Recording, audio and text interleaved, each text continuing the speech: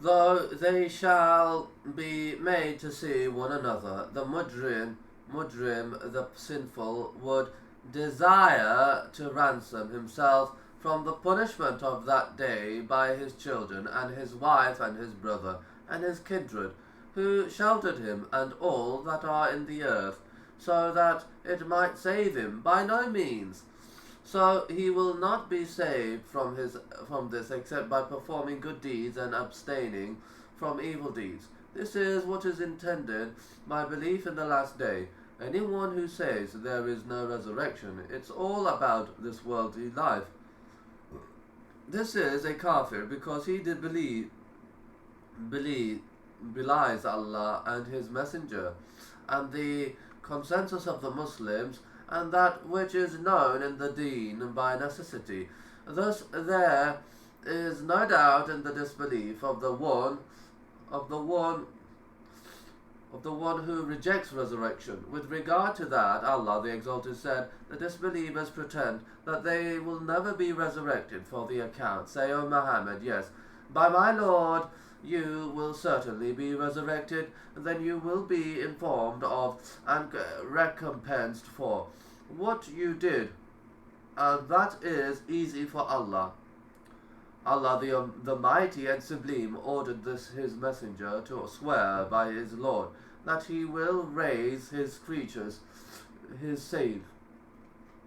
The disbelievers pretend is something which is false. That is, they have lied in this saying of theirs. And he, the Exalted, said, and they said, there is no other life but our present life of this world, and never shall we be resurrected on the day of resurrection. And they say, there is nothing but our life of this world. We die and we live, and nothing destroys us except ad-dar, the time. Does he promise you that when you have died and have become dust and bones, you shall come out alive, resurrected? Far, very far is that which you are promised. There is nothing but our life of this world. We die and we live, and we are not going to be resurrected. That is the way of speech of the kuffar, old and present. They reject the resurrection and have no evidence for that except that they say, how will people who have died and turned to soil be brought back to life? This is impossible.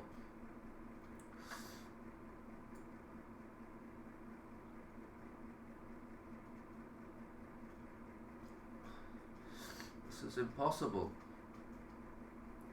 He says, who will give life to these bones when they have rotted away and became dust? Subhanallah, glorious is Allah. They were not in existence before. Basically, thereafter, Allah the Mighty and Sublime created them, so that the one who created them in the beginning is able to bring them back to life is with a greater reason. And he puts forth for us a parable and forgets his own creation. He says, who will give life to these bones when they have rotted away and became dust? Say, O Muhammad, he will give life to them who created them for the first time, and he is the all-knower of every creation. Therefore, the Quran contains a great deal of refutation for those who reject the resurrection. Also, which of them is greater, the creation of the heavens and the earth, or the creation of man? There is no doubt that the creation of the heavens and the earth is greater than the creation of mankind. Allah the Exalted said, the creation of the heavens and the earth is indeed greater than the creation of mankind. Thus, the one who is able to create the heavens and the earth, that he is able to create mankind, is with a greater reason. Then also Allah the Mighty and Sublime gives life to the earth after its death. A land would be barren without any vegetation, and when the rain falls upon it, it mixes with the vegetation, and the hitherto dead grain and seeds scattered in the place comes back to life and grows, becoming vegetation. productive trees, date palms and grapes and various kinds of plants while it